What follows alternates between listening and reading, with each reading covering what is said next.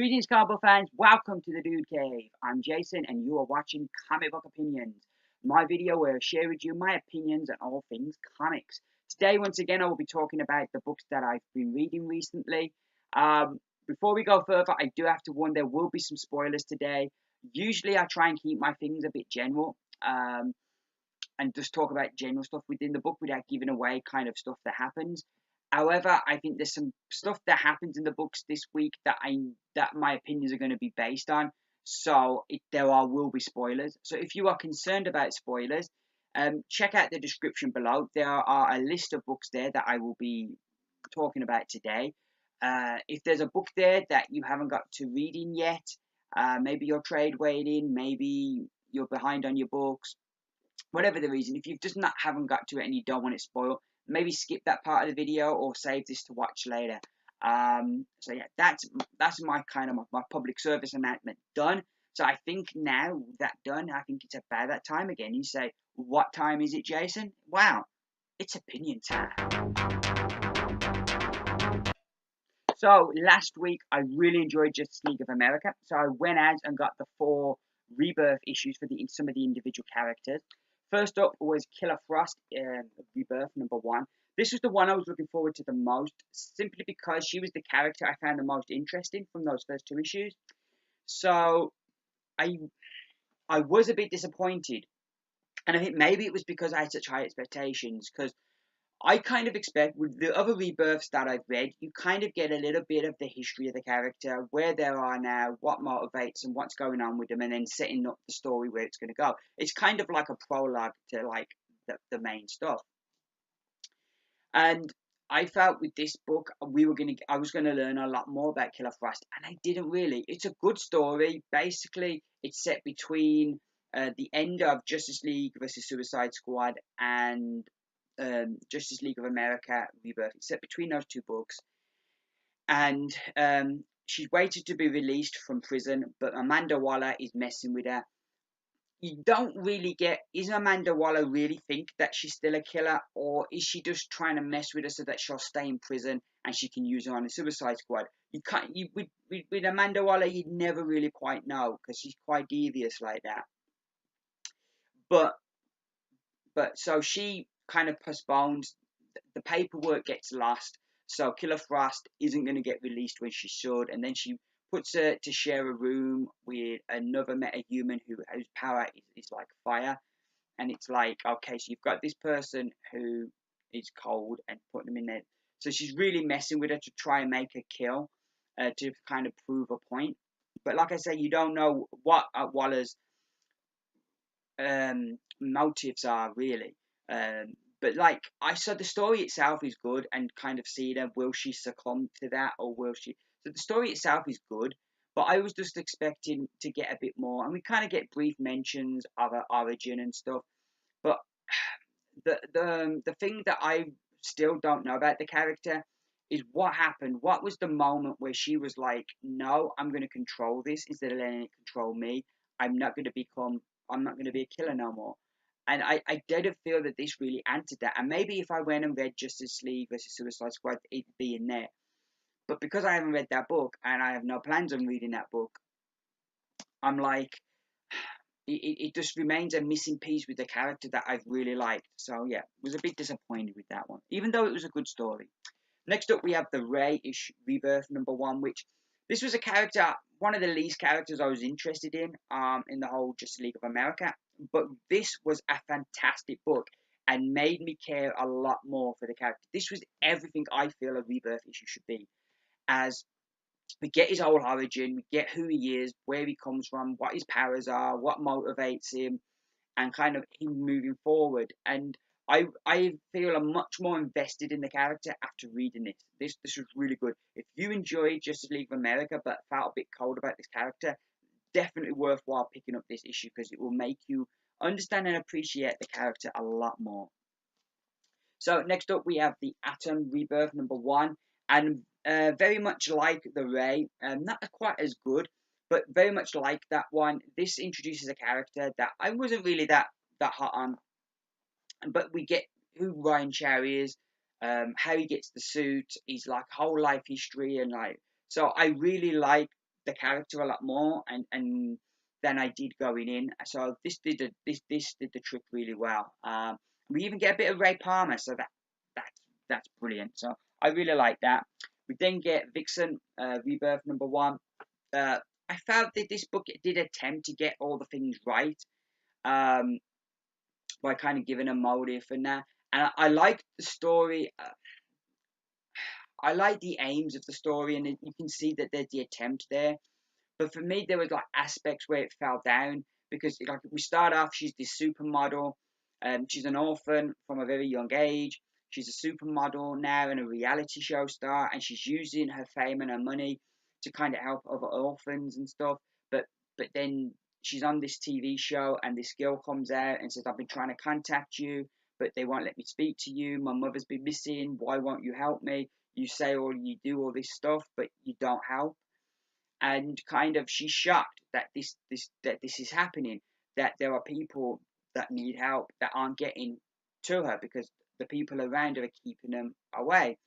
So Vixen decides kind of she's going to be offer a more direct kind of help, and she uses this talisman she's got that's like this family heirloom that her dad died to make sure her uncle didn't get his hands on it, and she's going to use and the powers it gives her to find this girl's mother, and from then on she's going to become this superhero Vixen. So the whole thing, the story I like, and the motives we get now, and why she's going to take this more direct action, and I get that, and the whole backstory about her being an orphan from very young. My only thing where this falls down for me is well, there's two places. First, there's the whole thing of she learns how to use this talisman so quickly and how to use all the powers. I would have liked to have seen a bit more of a learning curve of how to use this, or even if they kind of showed over the years that she'd used it a little bit here, a little bit there, so she knew how to use it. She just hadn't used it in this way before. That would have at least helped kind of make it more believable that she's going to learn how to use it so quickly. So that I felt hurt the story. Um, and also the whole thing of I don't know where this fits in, because like when they had at the beginning of the New 52, they did Justice League International, and she was one of the original members of that team. So did that happen now? Has that been retconned? Does this story take place before there, or does, like I say, has that story been retconned now, and this is a new origin for her? See, I don't know, and I would have liked if they'd have made that a bit clear where this actually fits in. However, those gripes aside, I did enjoy the story, and there's some great moments, particularly when she finds the dude that's kidnapped the girl's mother, and the confrontation there. I thought he was a particularly creepy dude, and I kind of loved seeing him get his ass kicked. But yeah, all in all, I thought the story was all right, but I think, and you could see they were tempted to do things the right way, but I think a couple of things made it fall down. So now onto the books that came out last week. First up, we have Green Arrow, issue number 18. And while I enjoyed the story here, as we kick off a brand new story, the return of Roy Harper. Ever since the beginning of the New 52, there's always been this kind of thing of that there was some falling out between Oliver Queen and Roy Harper. That they had some falling out that led to him going his way. For the first time now, we're going to get what happened. And this issue does a good job of kind of jumping between the past and the present, and kind of seeing him return and kind of then jumping back and showing the history of how he became Speedy, Green Arrow's sidekick, and also kind of showing some of the reasons why he maybe have left Seattle and left being the sidekick of Green Arrow. So I liked it, and the story built nicely. And I thought there's a couple of things happening here, and it's all interesting and stuff. So I enjoyed it as a whole, as its own thing. I enjoyed it. Where I was a bit disappointed with that last issue, we had the final part of Emerald Outlaw, and Oliver Queen was going to have the showdown with the Dark Archer Malcolm Merlin, and he knew that Merlin was such a villain that if he let Merlin get away, that even if Merlin went to prison, that Merlin was going to keep coming for him, and that the only way to deal with the Dark Archer was to kill him. And he'd come to peace with the idea that he was going to have to kill this guy. and they went into this battle to the death. And Ollie's about to kill the Dark Archer, and then he gets knocked out, and it's Diggle, and he, one of the guys that's on his team, and that he's got some connection with the Dark Archer, and he says, "I owe you my life," and he carries the Dark Archer off. Um, and it's like, I was really looking forward to seeing some of the fallout from that. What does Diggle owe Dark Archer? How's Ollie going to react to this? And that this doesn't get mentioned at all. There isn't even like a scene or a bit of dialogue between characters to say like, "Oh God, I'm dealing with this."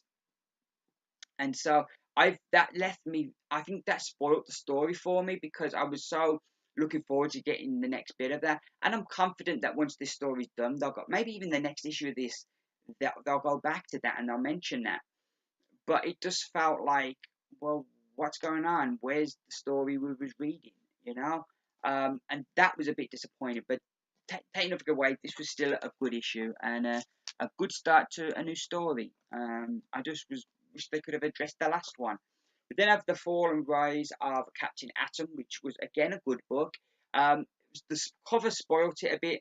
Last issue, he was stuck in the past without his powers, and he ended up living a life and getting married before his powers came back and pushed him into the present.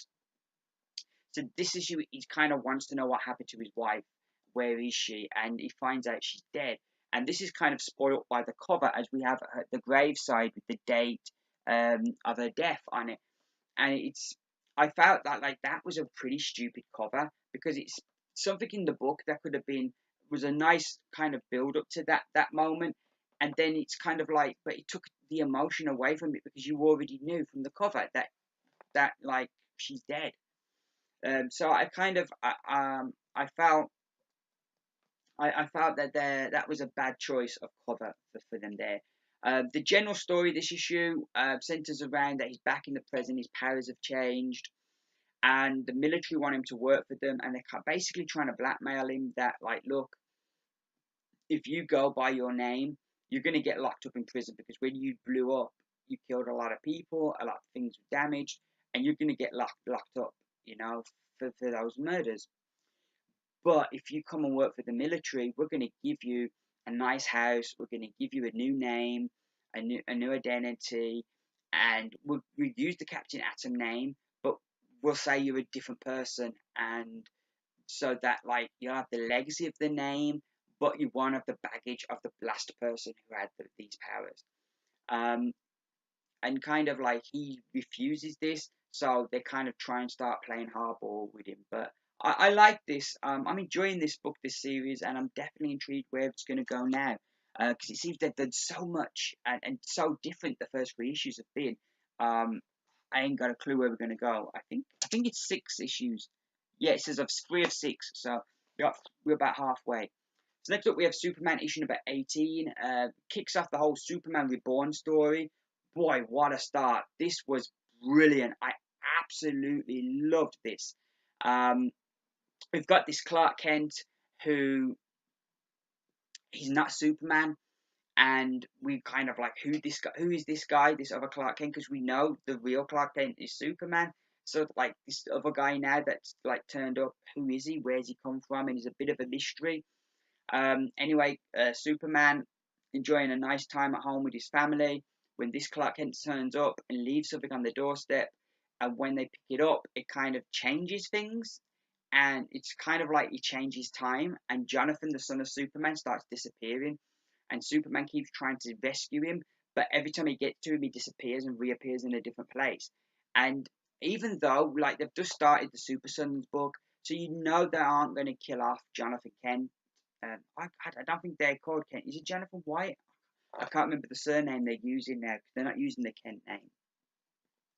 But um, but you know Jonathan isn't gonna die because they've just kicked off his own book. So you know they're not going to do that and then kill off the character. So I'm very intrigued with what's going to happen. But even though that part of my brain knows that they ain't going to kill him off, they totally got me with this. I was on the edge of my seat. Oh, how's Superman going to save him? And I'm like really invested in the story. I want to know what happens next. It's a 4-part story. It's going to go through this book and Action Comics, and then they're going to have some of the other super books are going to have tie-in stories. But this was really good start to the story, and I'm definitely super intrigued where we're going to go next. Really enjoyed that. Great stuff. We then have Baltimore of Red Kingdom, issue number 2. And this issue, last issue we kind of set up what had happened to the world with the rise of the Red King and his army, which is like an army of witches and vampires and monsters and really wicked people, who have all gone over to him. And what's left of humanity are fighting him off, and that the Baltimore is this figure who's presumed dead, but that he was the one who could have helped, and he returned at the end of last issue. And this issue we get to find out a bit more about where he's been, and he puts his team together, and we learn a bit about his plans. So I like this. The story is still building. It's five issue story.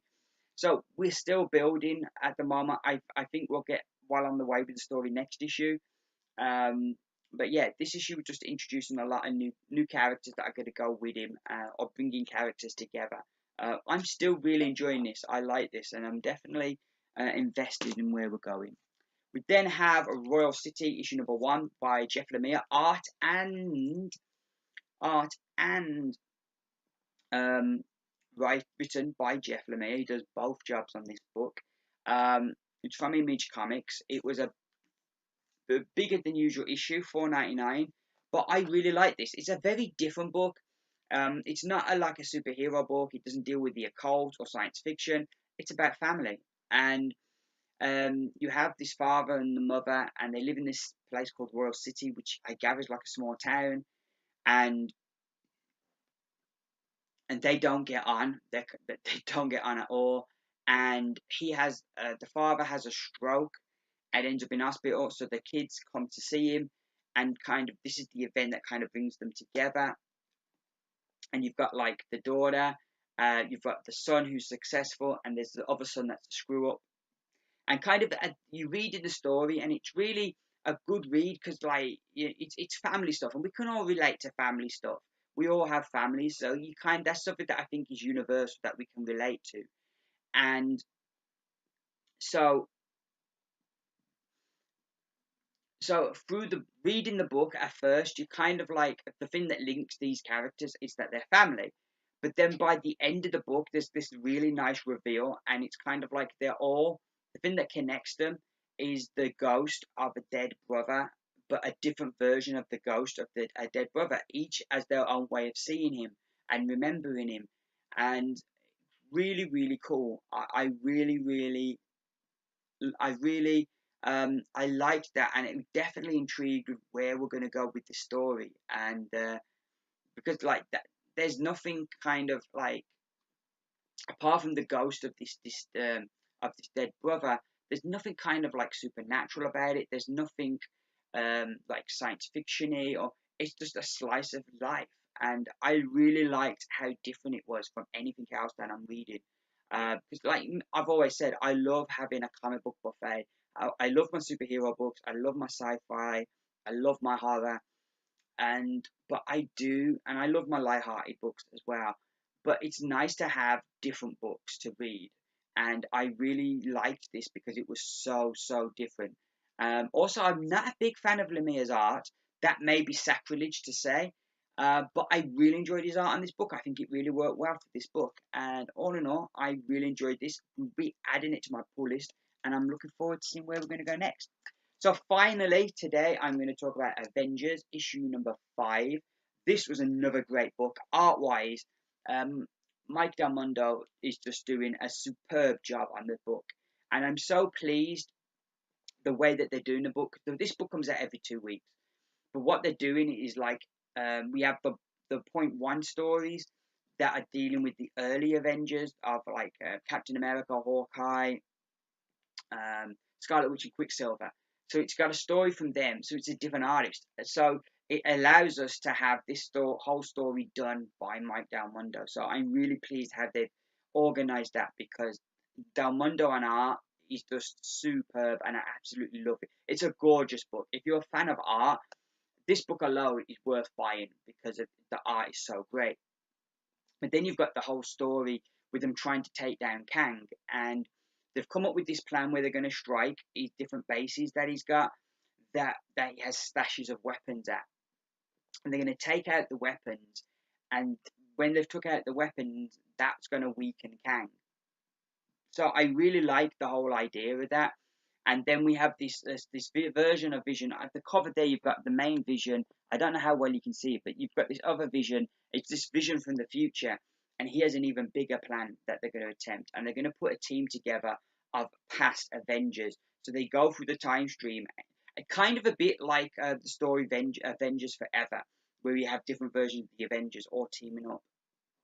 It's kind of that way here, where they go back to the past and they bring together these different characters, and it is awesome. I love timey-wimey stories anyway, but this was just brilliant. Art-wise, it's brilliant. The story I'm really into.